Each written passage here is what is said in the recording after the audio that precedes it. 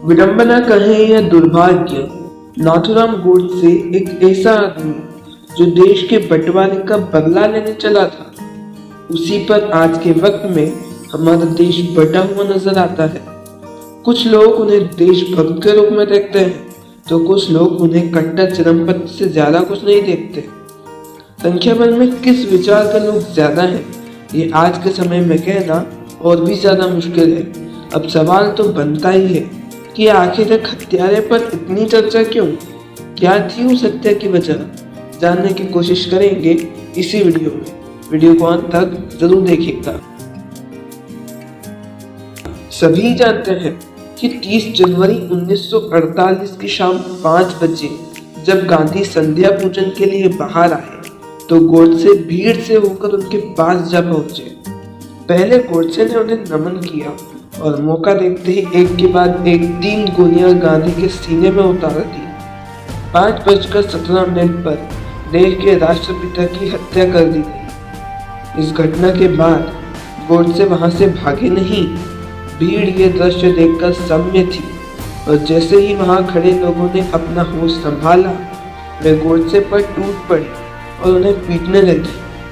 जिंदगी भर अहिंसा की रट लगाए गांधी एक तरफ अधमरे पड़े थे और दूसरी तरफ उनके हिंसक समर्थक उनके आदर्शों की हत्या कर रहे थे। खैर, इसके बाद पुलिस के दखल देने पर गोडसे को वीर से छुड़ाकर गिरफ्तार कर लिया गया। गोडसे का ये गांधी को मारने का पहला प्रयास नहीं था।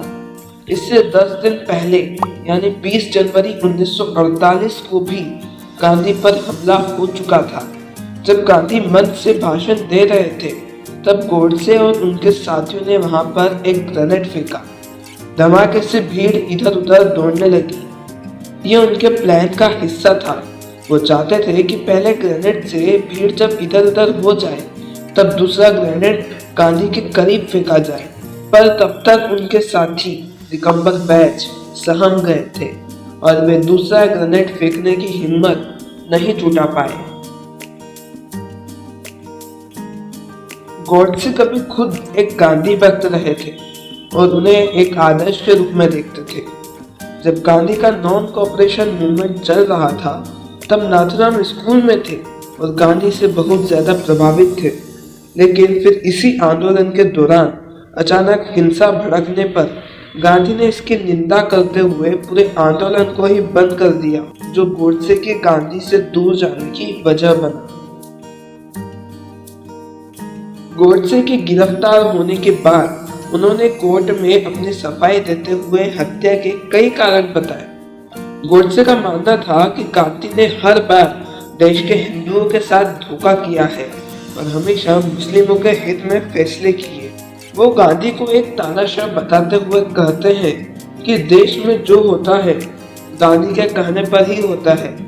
उन्हीं की मर्जी से कोई भी आंदोलन शुरू हो जाता है और जब चाहे बंद कर दिया जाता है। इसके अलावा गोडसे गांधी पर देश का बंटवारा कराने का भी दोष मढ़ते हैं। उनके बयान में वो कहते हैं कि गांधी बिना किसी विरोध के जिन्ना की मांगों के सामने झुक गए और रातों रात देश का 1/3 हिस्सा हिंदुओं के लिए विदेशी जमीन हो गया। इसी बयान से वो आगे कहते हैं कि अगर गांधी राष्ट्रपिता है तो मैं कहूँगा वो अपनी जिम्मेदारी निभाने में बिल्कुल असफल रहे। उन्हें तो पाकिस्तान का पिता कहा जाना चाहिए। उन्होंने आखिर में ये भी कहा कि उन्हें इस हत्या का कोई अफसोस नहीं है और उन्होंने गांधी को मारकर इस देश पर एक उपकार किया है। गोडसे का अकेले गांधी या कांग्रेस पर विभाजन की जिम्मेदारी थोपना एक बेबुनियादी बात है। देखा जाए तो सबसे पहले 2 नेशन थ्योरी देने वाले गांधी या जिन्ना नहीं बल्कि गोडसे के ही राजनीतिक गुरु थे। इसके अलावा हम सब जानते हैं कि गांधी अंत तक विभाजन के खिलाफ थे। गांधी का नॉन कॉर्पोरेशन मूवमेंट को रोकने का फैसला भी उनके सिद्धांतों को दर्शाता है। यह आंदोलन एक शांतिपूर्ण तरीके से किए जाने वाले अहिंसक आंदोलन के रूप में शुरू किया गया था।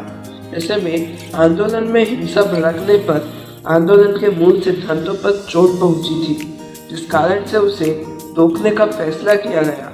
और ऐसा भी नहीं था कि इसके बाद गांधी ने अंग्रेजों से माफी मांगकर कभी कोई आंदोलन ही न किया हो। खैर, गांधी को शहीद करने के बाद गोडसे को भी मौत की सजा सुनाई गई, जिसे महात्मा गांधी के परिवार ने वापस लेने की मांग की थी, परंतु ये अपील स्वीकार नहीं की गई और अंततः गोडसे को फांसी पर लटका दिया गया। तो उम्मीद है कि ये वीडियो आपको पसंद आई होगी। इसी तरह की और वीडियोस के लिए इस चैनल को सब्सक्राइब कर दीजिएगा और एंड स्क्रीन पर आ रही वीडियो को जरूर जाकर देखिएगा।